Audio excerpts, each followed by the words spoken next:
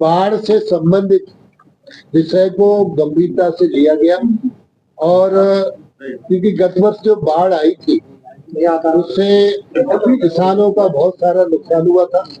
इस बार ऐसी स्थिति ना आ पावे, बाढ़ से बचने के सारे उपाय कर लिए गए और किसान का नुकसान होने नहीं दिया जाएगा।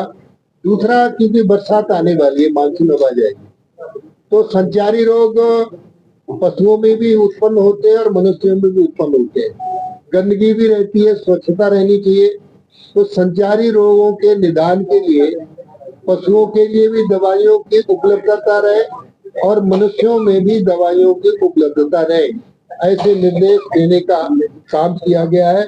साथ ही मेरठ में कांवड़ यात्रा बहुत प्रभावशाली ढंग से यहाँ के लोग मनाने का काम करते हैं। तो मेरठ में कांवड़ यात्रा मेरठ से लेकर हरिद्वार तक कांवड़ियों को किसी भी तरीके की असुविधा ना हो, इसके बारे में बातचीत की गई है। साथ ही कांवड़ यात्रा में भाग लेने वाले सुरक्षित रहें, कहीं कोई दुर्घटना ना हो, प्रशासन चाक चौबंद होकर काम करने का काम करेगा।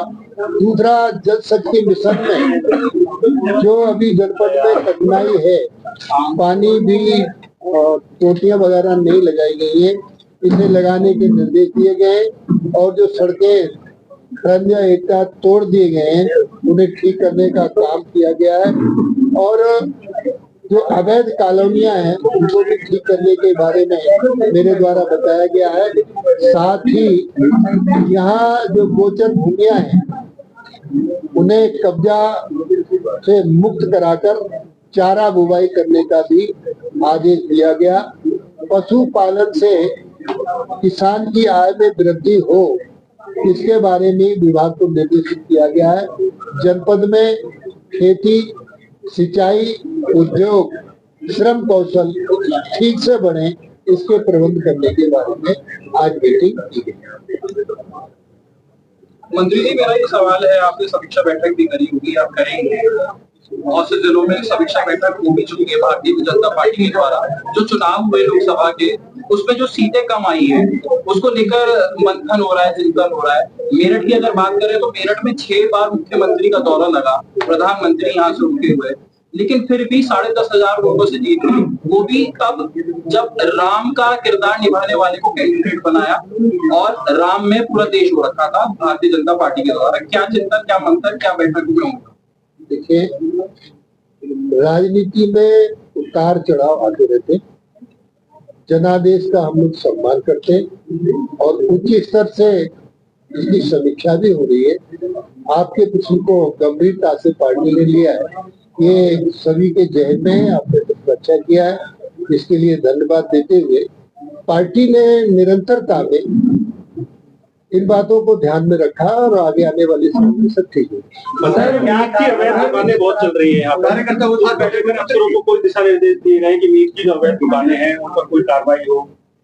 400-500 दुकानें चल रही है जिनका कोई लाइसेंस नहीं बन रही और वहाँ पर जो सिरोटिन का माल आ रहा है वो कहाँ कट रहा है, जो पशु आ रहे हैं वो कौन लेके आ रहा है, उसका कोई पता। बीमार पशु है, कोई बीमारी आपका ठीक है, इसको हम प्रशासन को गंभीरता से उठाकर बातचीत करके इसको निस्तारण कराएंगे और अवैध मांस की दुकानें जो चल रही होंगी इन्हें बंद कराएंगे।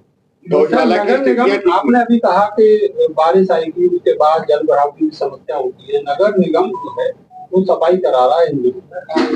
एक नेहरू नगर इलाका है यहाँ पर जो गांधी आश्रम है उसके पास, वहाँ पर नगर निगम के नाले के किनारे बड़ी तादाद में अतिक्रमण है, लोगों ने घर बना लिए हैं, वहाँ पॉकलेन नहीं उतर सकती। इसी तरीके से आप देखेंगे गंगा नगर थाने के सामने जो नाला शुरू होता है और बीएनजी स्कूल किला परिषदगढ़ रोड तक जाता है, वहाँ पर एमडीए जो है वो नाले के किनारे ही बहुत ऊंची दीवार लगा के एक प्रोजेक्ट बना रहा है, वहाँ पर सफाई नहीं हो सकती और बहुत बड़ी तादाद में जो कूड़ा है नगर निगम का वो वहाँ पर डाल के और किनारे उसके बंद किए जा रहे हैं।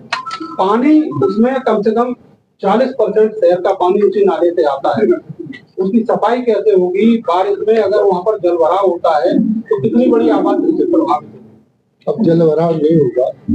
कल ही हमने भ्रमण किया है, आंखों से देखा है।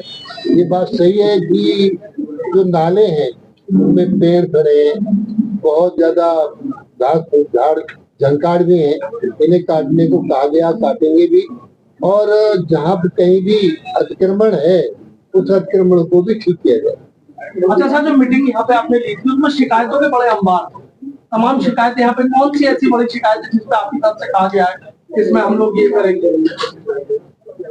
वैसे कोई खास शिकायतें नहीं, और ये शिकायत दवा की और बाकी चलती रहती है शिकायतें, तो इनका हम हल करेंगे। मंत्री जी, कल आप निरीक्षण में निकले थे नालों की सफाई को लेकर, बरसात का सीजन सिर पे है, नगर निगम के अधिकारी हो या कर्मचारी हो या मशीन है, सब बिल्कुल मौन है।